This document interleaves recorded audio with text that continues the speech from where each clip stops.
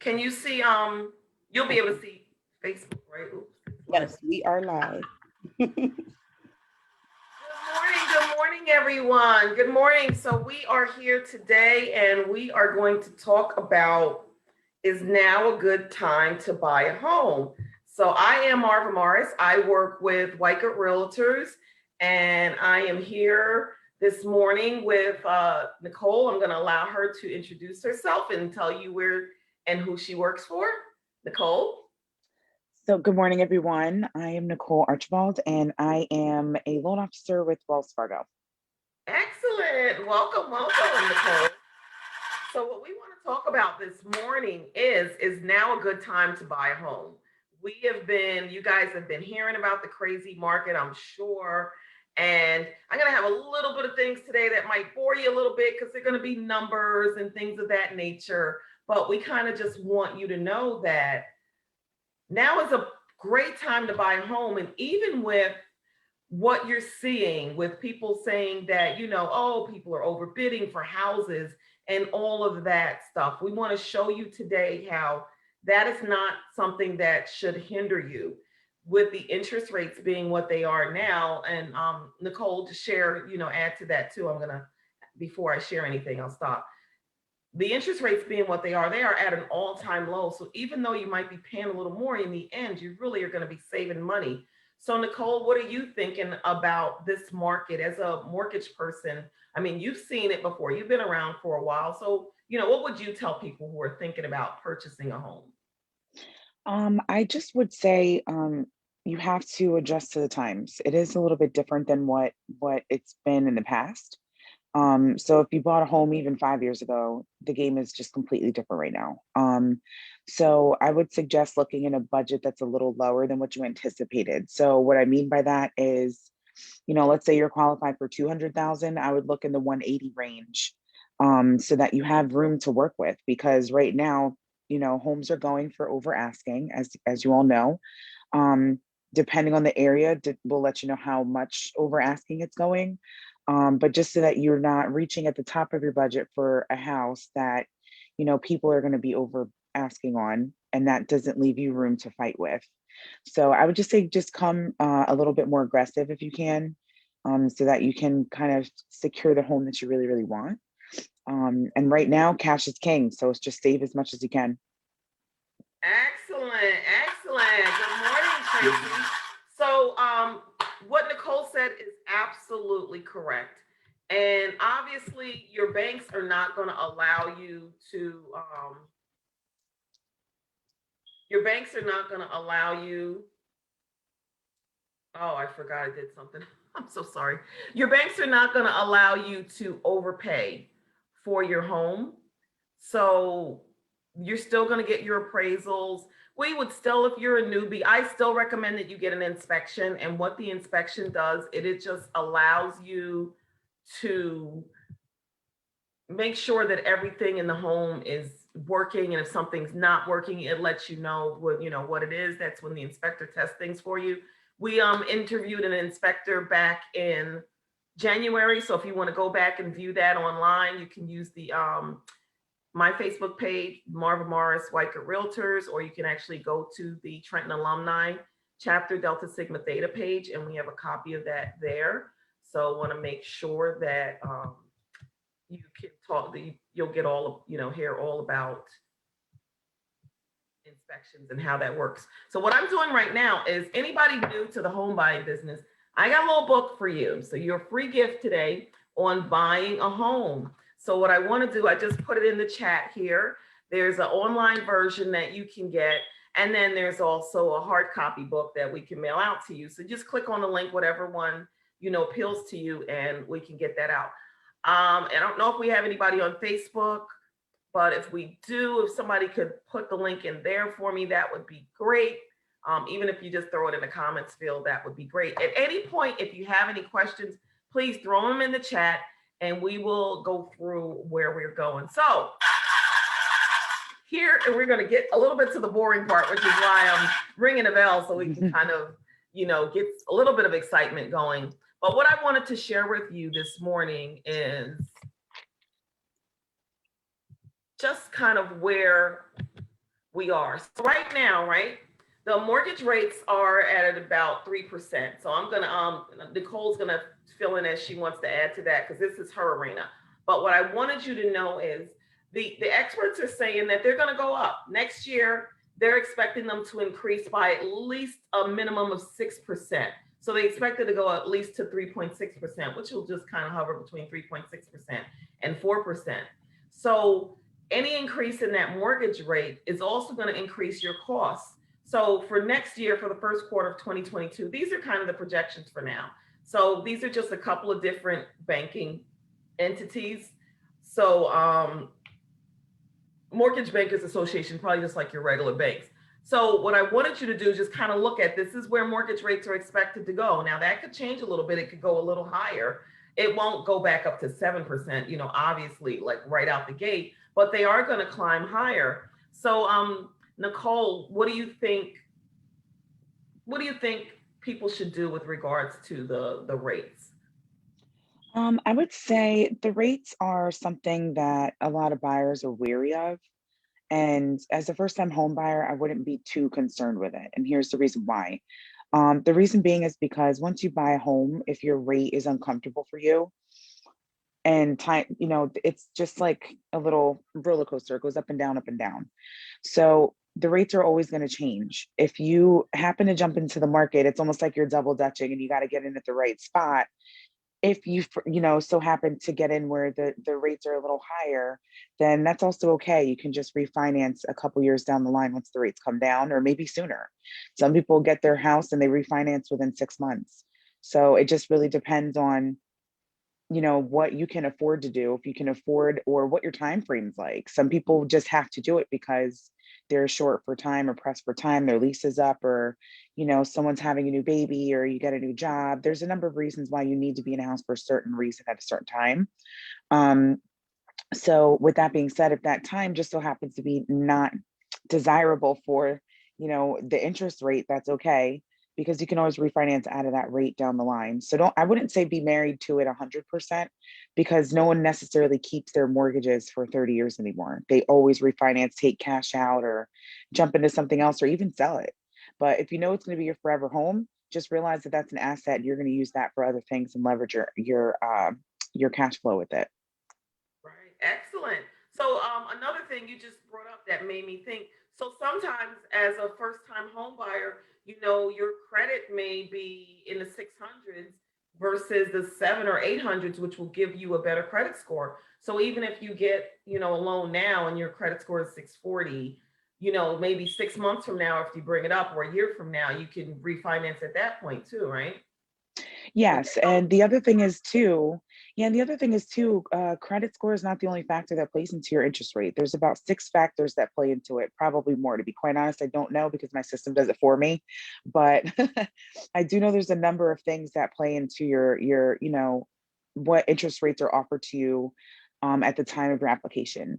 Now, I have seen some instances where people with a 620 get the same rate as a 640 or a 720, or whatever, because their debt to income, your debt to income is a major player in picking your interest rate as well. So basically keep your bills down monthly. And even if your credit score is a little lower, that's the key to bringing your credit score up anyway. So eventually your score is going to catch up with your debt to income ratio. Right. So your debt to income ratio pretty much is just how much income you bring in, right? Mhm. Versus how much money you owe out and pay out monthly. Correct. So what's an optimal ratio for people? So it depends on your loan type. Um, so your loan type is kind of going to dictate what your debt to income ratio can be when you're buying a home. So for example, USDA, their ratios are 43%. For example, conventional is 45%, 50% in some cases. You usually need an exception for that. FHA, you can go up to 56.99%. So it just depends on the loan type that you're going for. Right. So just to put that in layman's terms for everybody listening today, if you basically for every $100 that you have and earn, you should have no more than between $43 and $57 that you owe out in debt. Everything else should be available pretty much. Mhm. So Just kind of putting that out for you guys because I know sometimes if you're like me and it's numbers. Plus, it's early in the morning. Let's see that. I am usually just kind of having a drink and stuff at this time of the morning. I know I'm a lady of leisure, but what can I say? Love it. That's So okay. I know I thought I was going to be judged for drinking a Mountain Dew this early, but I love it. So that is like, Nicole is like drinking so much sugar. She's going to be so wired in about 5 minutes, guys. So I wait. know I can't. It's watermelon Mountain Dew. Try it out. It's good. So what I wanted to, so another thing I want to show you guys after we just talked about this with Nicole is, so we're going back to the interest rates here. And with that said, right, you're thinking, what does this all mean for me, right? Should you buy now or should we wait a year? So we're going to let you decide. And we'll have a little piece in the chat there so you can tell us how you feel about that. So here it is. Home prices are expected to rise by at least 7.7%, right? So what I wanted to do is just show you in 2021, if you buy a house for $325,000, and I did these numbers because it's just easy to do the math when you have round numbers, with a 10% down payment, that'll be about $32,500. Your mortgage amount is going to be $292,500. And then your payment, and I'm just using principal and interest. There are other things that go into your mortgage payment, like the mortgages like to include your property taxes. They also like to include your homeowner's insurance and any association fees that might be affiliated if you buy a condo or buy into a development. But I just wanted to show you the basics. So we're only using principal and interest for today. So your mortgage payment on a 300, 200, oh my goodness, it's too early in the morning. On a $325,000 house is going to be about $1,233. Now, probably going to be a little more once you do taxes and everything, but I just wanted to show you this example. So now, if you go with, in 2022, same exact house, that price is going to increase up. This is taking it up to the 7%. Nothing has changed except for the house is the same. There are no upgrades to the house. We're buying the same exact house. Remember, in 2021, it was $325,000. And even if you had paid $335,000 for it, this will still apply to you. So the price now is going to be $350. I'm going to leave out that $25, but it's there.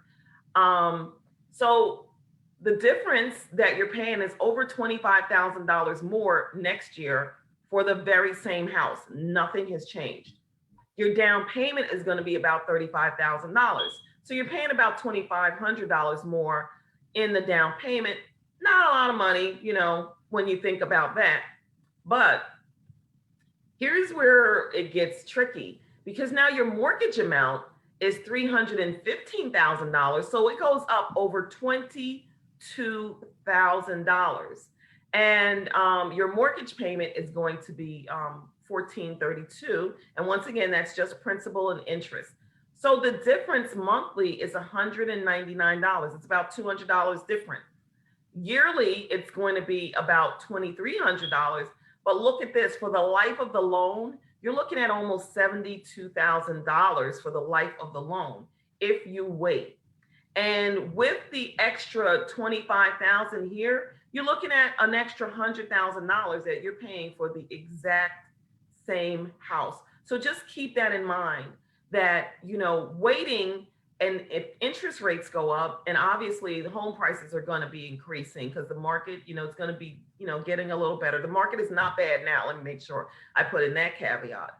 But this is what you're looking for. If you buy now, you're spending $1,233 for your mortgage payment. If you wait until next year, you're going to be spending about $1,400, and you're saving about $100,000. So I just kind of wanted to show you the math, because that just plays a big role. And I know that people, you know, you get nervous about that stuff. You're thinking about, hey, this is something that's a little nerve-wracking. So we got a question here from Facebook. All right, Facebook, here we go. Nicole, this one is for you. You ready? Okay. All right. Are student loans considered in the debt to income ratio? That's a big one. Yes, that's actually a really good question. And yes, they are. So if you have student loans, even if they are deferred, then what happens is we have to take a percentage of that monthly payment amount, whether you're paying them or not, and include it in the debt to income ratio. And the reason being is because eventually you're going to start paying those student loans. They're not going to be deferred forever. So we do have to consider that factor, number one. And number two, if you don't pay them, they can turn into a lien on your house.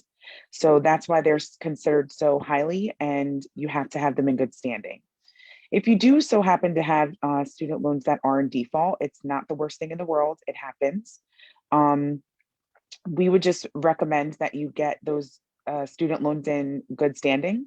And as long as you have 3 consecutive on-time payments to bring your account current, we will then include that monthly payment as well. So if you were delinquent for, 6 months, a year, whatever it was, that's fine. If you can make an arrangement and get 3 months of on-time payments, then you're good to go.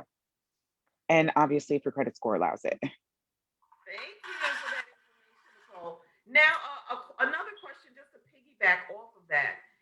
If you are now in deferment with your student loan and you wanted to go and purchase a home, is that going to stop you from purchasing a home? Um, it depends. It depends on what it again, your debt to income ratio. So it could if you don't make enough money to cover everything. So for example, I've had this situation happen before where I was trying to get a pre-approval letter. I ended up getting one, but then I double checked it and saw that the customer had student loans, and I forgot to include that monthly payment because they were deferred. I just assumed that the system had already marked them in, and that's not what happened. I had to manually go in and do that. So I went and changed it, and then that completely changed the trajectory of her loan, and I can't get a pre-approval for her now. So, with that being said, it's not the worst thing in the world. She has to get sent into the underwriter, and they have to do a manual take a look at her file. It's not what's the word I'm looking for? The system's not generating based off of the decision engine. So, I had to have it taken a look at by an underwriter to get a decision on her pre-approval. Right. Okay. So, what does an underwriter do? Because that's a term that we hear a lot, and I know for most people, you and I are familiar because we hear it every day, all day. Hmm. But what does that mean Yeah, to a layperson? What is an underwriter? those are the people that we fight with. No, I'm just joking. No, so the underwriter is the person that we have to prepare your file for and make it look nice and pretty and get them to approve it. So an underwriter is the person that looks at all the federal guidelines and lets us know what's acceptable and what's not. We don't know all the guidelines. I'm not an underwriter, so I know the basics and I know what can happen. It just depends on, certain things like especially child support or, divorces, when it comes to certain income that we're allowed to include and not include. Those are things that we may or may not know. So the underwriter is the person that literally is looking at every detail and every crack and crevice of your file and looking at all the federal guidelines to make sure everything meets up accordingly. Because if it doesn't, then that could be a potential problem or red flag. All right, so they're like the mortgage CFO, the chief financial. They're making sure everything lines up Hmm. before we get approved. All right, good. So I have Correct. another question here. This one is definitely for you. If you are approved for a loan and Hmm. you have not find a home, haven't found a home yet, can you begin to pay on the loan? No. So that's an interesting question, but no. So once you're approved for a loan, that's your pre-approval. The loan is secured by collateral, and if you have no collateral, you can't. The loan won't be active. So by law, there's 6 pieces of information when it comes to a loan application, and the last piece of that information is a property address. So until you have a property address, you don't have a full loan application, and there's nothing you can do.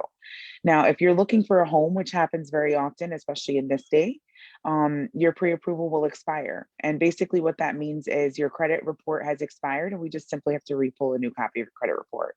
Once we pull a copy of that credit report, it's good for 4 months and that's how long your pre-approval is active for. All right, excellent, excellent. So that was a really good question, because we are having some issues. Not issues. It's finding a home. So with that said, there's like for every home, at least 10 people will come to look at the house. Mhm. I'm under. At least 20 people are going to come look at the house. Let's put it this way, in a 3-day span.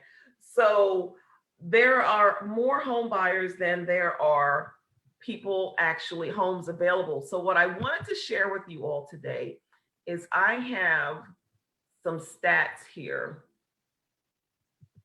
I want to make sure I pull up the right thing. Hopefully you all can see it. So here's some stats that I got regarding changing demographics in the country, pretty much. So what we're doing is, you see here, we're adding, about, in the past, so this is this graph here, we were adding about 1.1 million new households per year. So what a new household means is that we as individuals move into a home by ourselves. So you can move with your children, your significant other, your spouse, roommates. So this is how many new households were being created then in a year. So now, now we're looking at about 1.3, and this is for between the 2015 and now 2025. Actually, they're estimating that. So we're growing. We are growing. And what's happening is that even though we're growing, I'm going to look for my other graph while I'm talking. They don't, we're not building enough homes. I'm going to look for my other graph while we're talking. I'm going to give Nicole a question to look for that while I'm looking for that. So here is what's happening. So you have all these households being created. People are having children. People are moving. They going to college. You're graduating. You're moving out with your parents. You're graduating from high school. You're going into your career of whatever choice you have. You're going to a trade school. You're moving out. You're becoming independent because we're all becoming adults, right?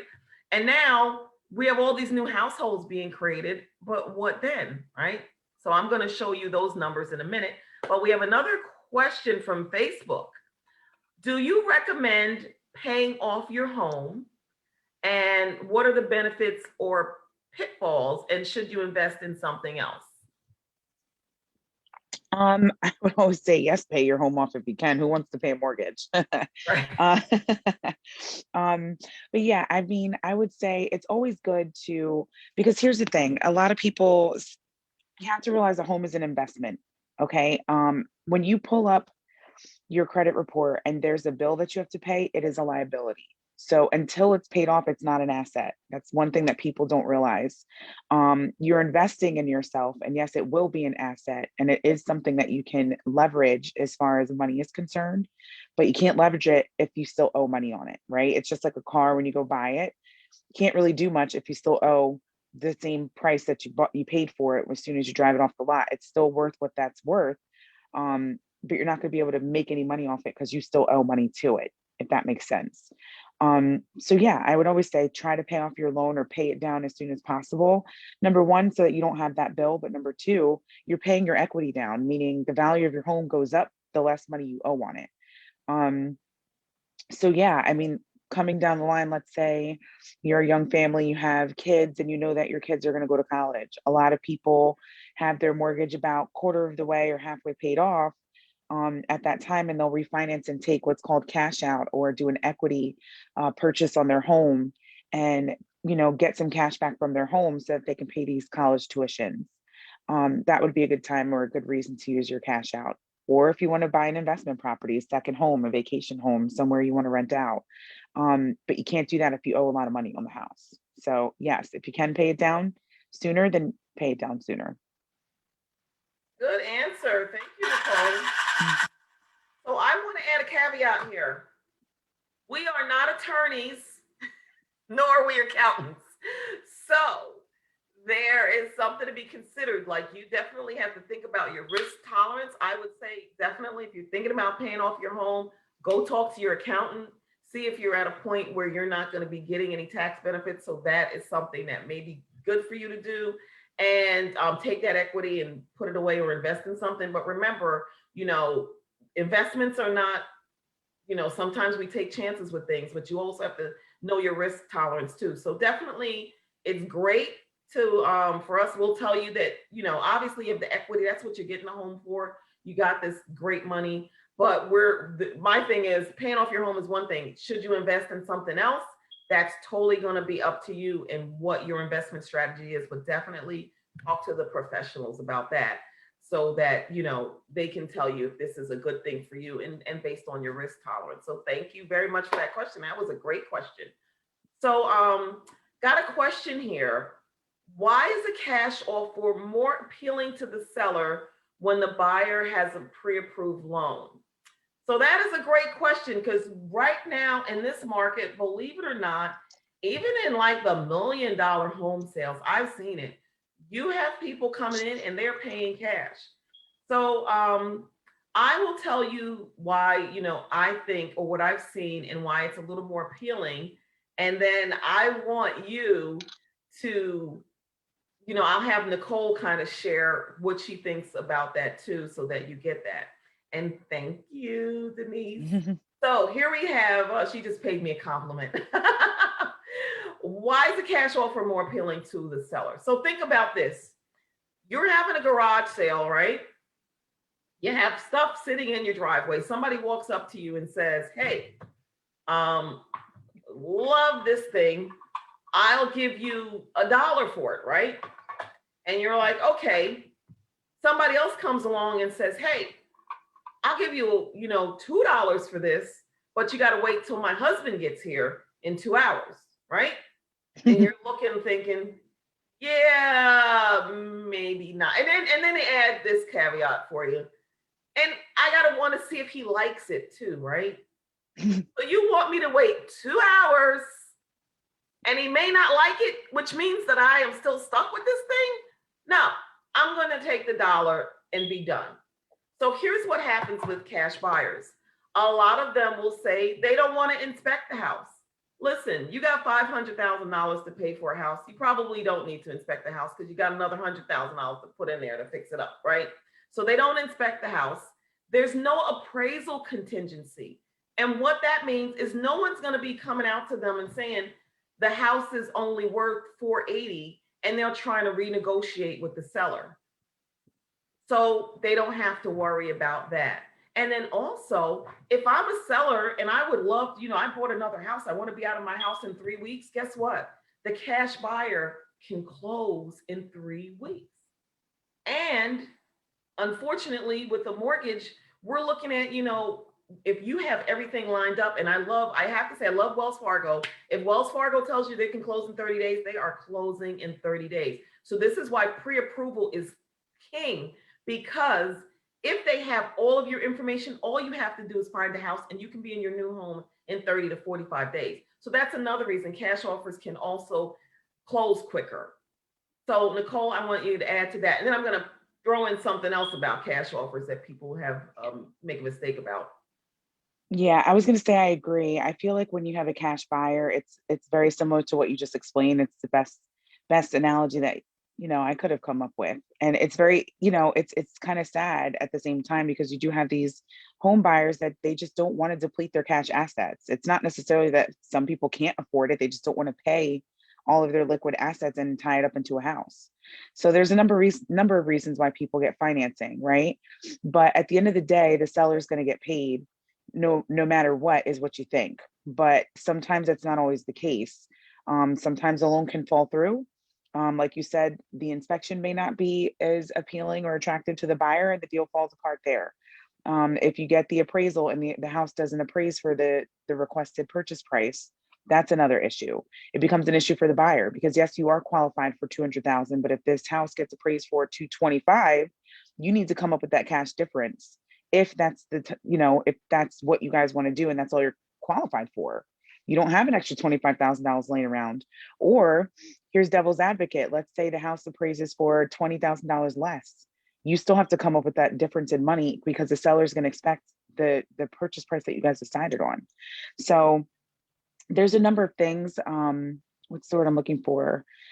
There's a number of external factors that can make a deal fall apart when you're going through financing processes, which is why the sellers are a little bit more hesitant to go through a lender if they have a cash buyer. If they have somebody saying, hey, I can wire transfer you this in 20 minutes, kind of like you said, I want this house and you can be out of here, as opposed to dealing with financing for $50,000 more and take the risk of losing all of it. most sellers are probably going to take that money. Now you may run into a seller who's concerned about what happens to their home. Now, when you have an emotional seller, that's different. You have some leverage there. I'm a young family. I have kids. I got the dog, and I want a white picket fence to go with this. And some owners just want that for their home. They maybe that was their starter home, and that's how they saw themselves. And they see young buyers, and they want the same thing for their home. And just it's an emotional sale and purchase. So I think it just depends on if you strike a chord with the seller, if you get a chance to meet them. But for sure, if somebody has cash laying around, they're going to take it. Like I said, cash is king, and that's never going to change. Right. Thank you, Nicole. She made some really good points. So one of the things that I definitely want to piggyback on that Nicole said, you cash is definitely king, but there are a lot of people out there, emotional sellers, who, as long as you're giving them a fair price, even if sometimes the cash offer may be $5,000 less than, Hmm. but if they see that, they look and they see is, oh, so, and we're not supposed to, let's just talk about the fair housing guidelines. People are not supposed to think about, certain things like your ethnicity and that kind of thing and family status. But for some We all people, know they do. right, but they do. So we're just Hmm. want to talk about people do that. The thing is, if I'm going to sell to a cash buyer who's just going to flip it, or they're going to gut the house out and make it all this big modern thing, and I have raised my family in this house, I've raised my children's children in this house, and now I'm just moving because I need to downsize. For some people it's super important to get their family involved, and to say, no, you know what, I think I want this house to go to someone that's going to have a dog in the backyard like we did, and this kind of thing. So Hmm. just something to think about, that sometimes buyers do get emotional. So we're Yeah, I was told gonna that, say sometimes sellers are emotional. They, right, they get sellers, attached to their stuff. Yeah. So I get yeah. it. So on the flip side of that, because I have seen it happen, cash is not does not mean that you can just throw out any old bogus offer. So you have some Hmm. people where the house is worth $500,000 and they think, well, I'm paying cash, so I should get a discount. So I want to offer $450,000. That's not going to roll. If the house is worth, you know, 480, or 500,000, that's what it's worth. So you paying cash does not mean that you get to give them less money than what the home is worth. At the end of the day, the seller is going to want to get what their home is worth. So cash does not mean you can just pay anything you want, because Nicole hit this one on the head when she said, at the end of the day, guess what the seller's getting, whether they get a mortgage offer or a cash offer? The seller gets cash, either circumstance. When they close on the home and they move on, they're getting cash. So cash is great because it relieves a lot of encumbrances, but it is not, the be all end all. So don't be afraid. And there's not a whole lot of cash buyers out there, but I would say at least 20% of the market, they do have cash buyers. And guess what, folks? Cash buyers are losing out on homes also. I have seen it. So you have a fair chance in still getting that property. So I have another question here. Um, A lot of questions this morning. I love it. oh, I love the questions, because that means you guys are listening and we're keeping you interested. We love that. So if your loan is ready to close and the seller has a problem with the paperwork on their end, how long can you wait before you have to start the loan process again? So I'm going to Oh let my Nicole God. kind of answer that one, because it's a little tricky and I don't want to get myself jammed up. That is such an interesting question because that happened to me a lot in the fall last year.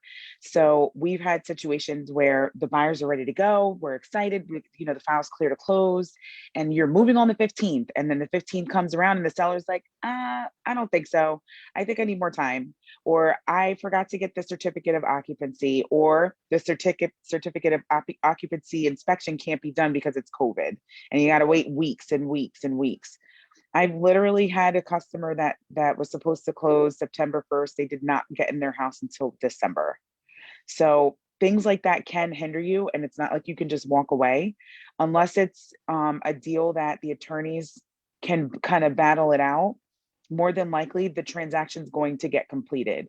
Now, the only time that I find that there is a situation where that doesn't happen is if there's a death of some sort, which is an extreme circumstance, or normally if the deal is going to fall apart, you'll know in the beginning of the process. So for example, I've had a customer who went under contract on a house and the seller was still taking other offers during attorney review and decided to go with another offer.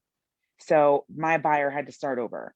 So it just really depends on the circumstance, but in most cases, the answer is no. Once you're under contract, it's a legally binding contract. You have to go follow through with it.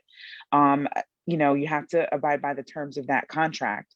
So, like I said, unless you have an attorney that's going to step in and represent you, or not. I mean, if if both parties decide to dissolve the deal, that's a different story. But more than likely, no. Because how would you feel if you were waiting for 2 months to get into your house and the seller just says no? You're like, I'm moving in my house. You know what I mean? You're not just going to walk away from it. So no, you do not kind of restart the home buying process. You can start keeping your eye out for other homes should things fall apart, but you have to see everything through. Right. Good point. Thank you, Nicole. Mhm. Is I was thinking, if you already in the process though, so the loan application process doesn't have to start all over again, but I think Nicole touched on this earlier. If your last credit report was pulled in January and you're supposed to close in April, and you're not closing in April and now you're closing in June, the loan process doesn't start all over again, but there are a couple of things that you might need updated, right? Correct. So that's the only not so great part about it. Like when you're kind of stuck in a transaction, we need updated pay stubs, we need updated bank statements. Everything expires after a certain amount of time. Each item has an expiration date. So and we need to verify your employment the entire time. So that's what I always stress. Do not do anything until you get your keys. Just wait till you get your keys because you just never know what can happen. Um, so don't switch jobs, don't buy a new car, don't get your furniture before you get your keys, don't finance anything. Literally wait until you get your keys. If you get your keys, you can quit your job that same day if you want, but we can't do it until everything is funded and ready to go and everybody gets paid. Um, so yes, just be careful. Just be careful. Now we're not encouraging you to quit your job because we want you to be in your home Yes. long term, unless you win the lottery. Whole different story there. But thank you guys for these great questions. I don't know if there's anything on Facebook, but I wanted to just put the link on again for a copy of the book Buying a Home. So it's a free guide that I have. It's short, easy reading. If you want to get the online copy, same thing, short, easy reading, and it answers your questions. I give these to my clients, and as we go through each step of the process, they'll pull out the book and look through, okay, inspections. What do I need to, know about that and those kind of things. So it has a little bit of everything in it. So I definitely recommend that you go ahead and, get it. It's free. Share it with your friends and family. I actually recently had a mother who got the book to give to her daughter because she wants her daughter to, purchase a home in a few years. So this way she'll be prepared. So thank you all for that. So I wanted to show you what we were talking about earlier. I didn't realize it was kind of on the same slide.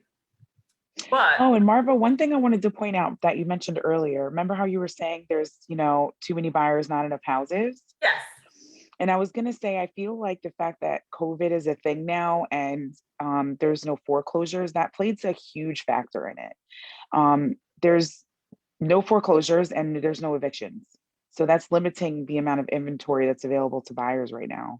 I think that once that kind of that area or arena opens back up, it may change the game a little. It may not. I don't know. But I just wanted to point that out because I have like a couple clients who are landlords and they still got to pay their mortgage and some of them aren't receiving their rent. So that's right. that's also a reason why it's just so aggressive right now because there's people are literally fighting for houses because there literally are none. Right. So with that said too, so that leads me right into my next little slide that I had there for everyone. So this is once again just kind of showing this is how many new houses were built. So think about this. We're looking here for 2020. Now remember, I told you there were this is hundreds of thousands here. So in 2020, 820,000 new homes were created, right? But remember what I told you, we need 1.1 million. So even with the houses being built, there's a shortage there. So whether you're getting new or you're someone's reselling, we have an obvious shortage here. So that is another thing that's a problem, because back here in 2011, 2012, they were at a low point. But I don't know if you know, a lot of our towns, especially after the bubble burst, were looking to make sure that we didn't have a lot of homes in distress. And then they were also trying to make sure that, so we put a lot of caveats on builders to make sure that someone wasn't taking like a 1 acre lot and putting 10 houses on there. So Hmm. there's a lot of things that came out of that too. And it's good for us in a way, because you want to make sure that if once you get your home, you want a little bit of land so you can invite your friends over. You want a little more than a concrete backyard. Some people do, some people don't. Some people are happy with having a backyard where you can have a small patio and don't have to worry about taking care of a lawn. But some people don't want to do that. So it's just a matter of, that's something else that comes into play. So just want you guys to kind of think about and remember that too, because you have a lot of things that are just sitting there, and you know we are where we are. And Nicole hit on something good with the everything going on now. People are afraid to move, and you have a lot of investor people who have been renting their homes, but they're ready to sell them because the market is great. They know there are buyers out there that want their property. So as soon as they they're able to, they're going to let the tenants know they have to move, and they're going to sell the home. And not everybody's not paying rent, but some tenants are, even if I want to rent and I've been renting somewhere for 10 years, I don't want to move right now. So with COVID, they're like saying to their landlord, listen, I'm going to stay a little longer because I really can't find anything because of COVID. And it's a lot of things going on. So just, keep that in mind also. But I'm looking to see if we have any more questions. Nothing in Facebook. If somebody can just put the link in Facebook for the book, just in case anybody wants a copy of the hard copy or the online version, that would be great. Would love that. So I don't see any more questions. I'm trying to think about, I'm going to go back to my buy now or wait a year. So what I'm saying to you, and it's not because I'm a realtor, I would give this advice to my friends and family, even if I was not in the business, because I firmly believe that real estate is a great investment. It's you investing in yourself. So should you buy now or should you wait a year? I say buy now.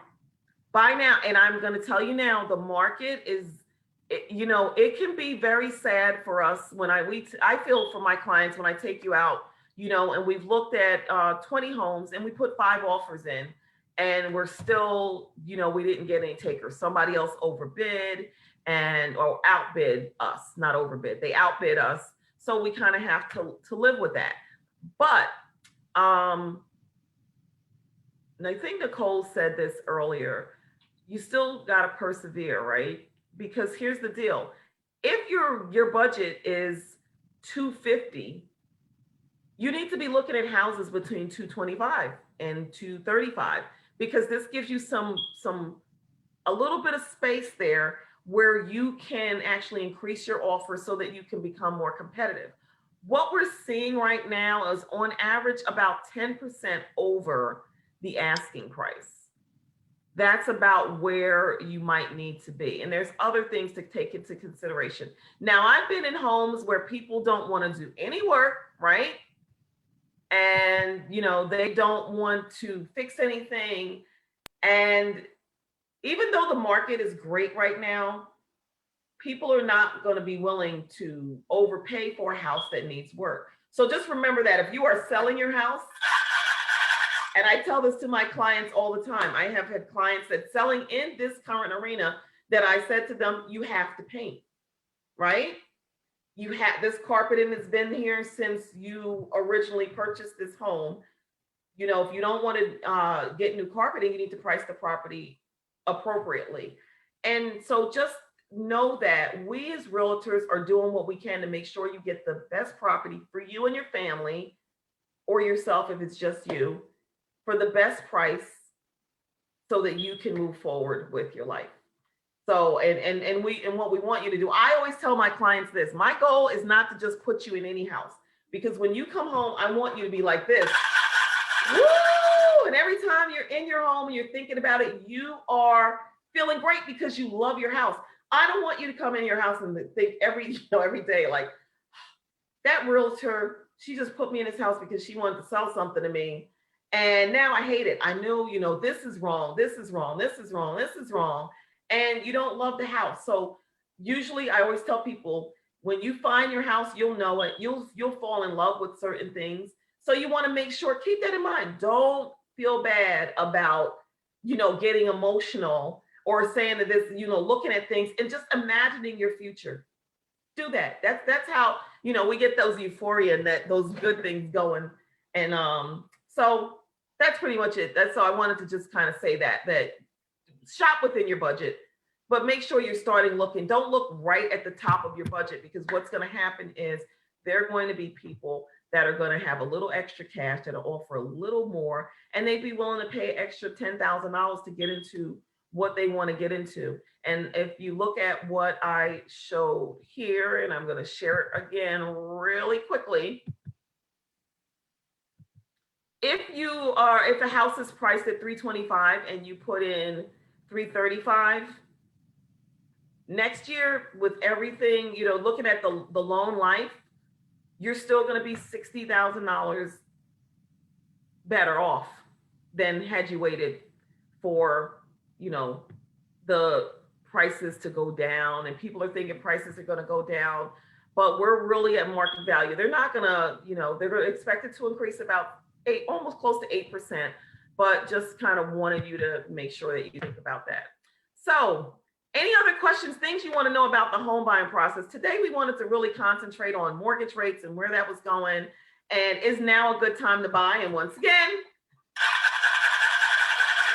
now is a great time to buy. It really is. So, any questions regarding the entire home buying process, not just, what we talked about today? Anything else that, when you think of buying a home that makes you nervous, that you're like, well, is this true? Any rumors that you've heard? Nicole and I can kind of put those to bed if we can. We'll be your fact checkers today. So anything else? Anybody have any questions in Facebook? Maybe? All right. So with that said, I'm going to talk about a couple of things that as a new buyer, you want to make sure that you're looking at. So you want to try to start deciding, what, if you have kids, what school districts are good for you that you want to be in, and then make sure that's within your budget. We can help you with that. What size you're comfortable with. Like, where are you living now? If you're living in a 1,200 square foot apartment, so you might not want to go under that. So you want to kind of keep that in mind too. And definitely you want to take into consideration your budget. If you are paying $1,200 or more in rent, let me tell you something. Buying is just going to make sense for you, especially now with the interest rates being where they are. You can get a great home and sometimes end up paying less than you're paying right now with your mortgage. So that's definitely something to consider. So trying to think of anything else. Nicole, can you think of anything, any questions that some people that you hear some once in a while that we haven't asked today? No, I mean, I was kind of going to piggyback off of what you just said. I do actually have a friend who's looking, and she was, she's got 2 kids and she's looking for a 3-bedroom and on the fence about buying. And she realized very quickly that her mortgage is going to be much cheaper than the rent that's out there for a size house that she needs. So definitely, if you need a larger home, instead of renting, you're right, like anything over $1,200, look into buying. I mean, you can find a house to fit any budget depending on the neighborhood that you're in. But there's definitely a house for everyone out there. You just literally have to find it. Now, one question I will say that I've come across before is, if I've been pre-approved for, let's say, $100,000 and the house that I'm buying is only $80,000, do I get the cash in difference? And the answer is no. It's just like when you get pre-approved for a car. They're going to give you the amount that the car is worth. They're not going to give you a penny more or a penny less. So you're not going to get money in addition to buying the car from a bank. When you purchase a car, they give you the loan and that's it. You walk away with your keys. That's kind of the same concept with a house. So if you have a $340,000 qualification and your house is only 280, then you're probably making, number one, the right choice, and you're not shopping at the top of your budget. But number two, who wants to pay extra debt when you don't need to? So Very good. that's Thank you, mhm. Nicole. You're welcome. And there was one thing that was said earlier. Someone asked a question about, if you were still looking for a home, could you start making your payments? And that answer was clearly no. But what I wanted to point out to you on that is that what you can do is start taking that extra money that you would be paying for your loan and put that in a savings account. Start putting that money aside and saving it, and you can make that your emergency cash fund for once you do purchase a home. If there's anything that you want to get, or your splurge fund, you might have a nice TV that you want to get. So you're like, you know what, while you're waiting, you just put all that money aside and continue to save it. So that's something I definitely want to recommend. I always tell people, and I'm going to say this now as new buyers, if you are currently renting for say $800, or you're blessed, you get to, live with your parents and you're giving them $100 a week, but you know that when you move out, you want to actually, you can afford a $1,500 mortgage. So every month you're giving your parents $400. You should be taking that other, what is that? $1,200, 1100. $1,100. Thank you, Nicole. I'm Mhm. not a mathematician. That's okay. Don't play one on TV either. But what you I'm do is like, did she say 15? I don't remember the number. we'll say 15, yeah, just to keep it even. So 15. So you take $400, you pay your rent, and you take the other $1,100 and you put that away. Because what you want to do is you want to get used to not having that money every month. So you get comfortable with making a payment because you're not utilizing that money. And the great thing is you now have a nice down payment, a deposit to use. And when you do purchase your home, you're not thrown into shell shock, because now you're going from paying $400 to paying $1,500. So that's just something else that I love to tell my new home buyers to do. Mhm. Take any extra money that you expect to be utilizing for your home and just save that. Don't touch it. And if you're like me, and if you see it, you might be tempted to get a little something, put it somewhere where you can't get access to it easily, cut that card. So you have to actually physically go to the bank. But on these days, getting into a bank and getting an appointment is going to take you at least 3 days. So you won't do any impulse purchasing, because by the time you make that appointment to get there, you're going to say to yourself, I don't really need that TV that's bad. So you will continue to save. So that's just a little point that I like to make. Anybody else have any questions? Because if not, we want to thank you for your time. Any last words of encouragement, Nicole, that we want to give to our first time home buyers? Um, yeah, I would say just keep trucking, just try to save your money, do as much research as you can until you can't take it anymore. And then one thing I will say is do what's best for you. A lot of first time home buyers, I feel like they kind of go into looking into someone to give them the answer, and that's not going to happen. No professional is going to tell you this is what you should do right now. It's not like we have like the inside scoop on certain tips. You have to be responsible for your decisions, and that's all that's going to happen once you get into a house. So it's going to be scary, but feel confident and feel comfortable, and have some enthusiasm in whatever decisions you make, and you will buy when you're ready. Don't let anybody force you into it, but let people encourage you. So, like Marvin and myself, we will definitely encourage you, but we're not going to force you into anything at all. So if you have questions, we'll definitely clarify what's right and wrong, just so that you kind of are not in the dark anymore. And that's usually what it is. It's just the unknown. So once you know, it's not so scary, and then you take it from there.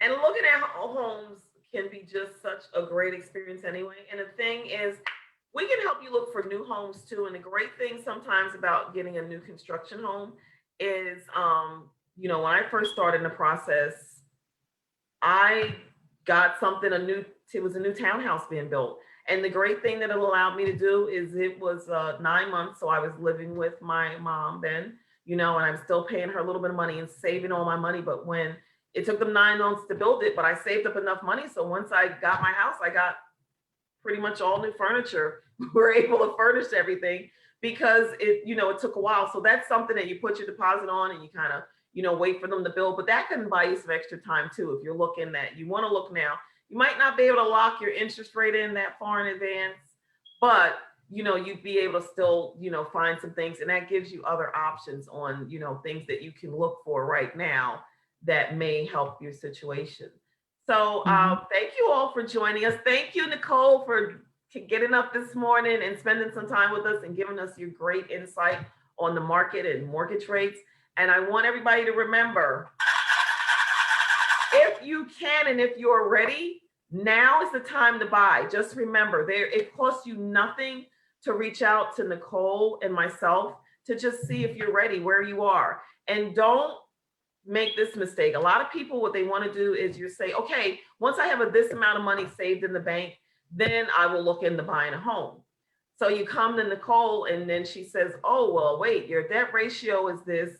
You need to get your credit score to this. Oh, your student loans deferred, so you need to do this. And now we've added another 6 months on to your home search process. Do that now. It costs you nothing. Sit down with us. We can go through everything with you. And if there's something that you need to work on with your credit or your debt ratio, we can create a plan for you so that in 6 months, when you've saved the money that you wanted to save, you've also taken care of everything else that you needed to take care of in order to purchase a home. So you need to have the full picture right now, and then what it's going to look like for you. So please, by all means, reach out to us. Thank you guys for joining us today. Have a great rest of the weekend. And to all the mothers out there listening to us, happy Mother's Day. And to all you mother figures, you guys are just as important as the people who are giving birth to children. Happy Mother's Day to you too, because we definitely count on your support and just look forward to it. So thank you, everybody. Have a great day, great weekend, and happy Mother's Day.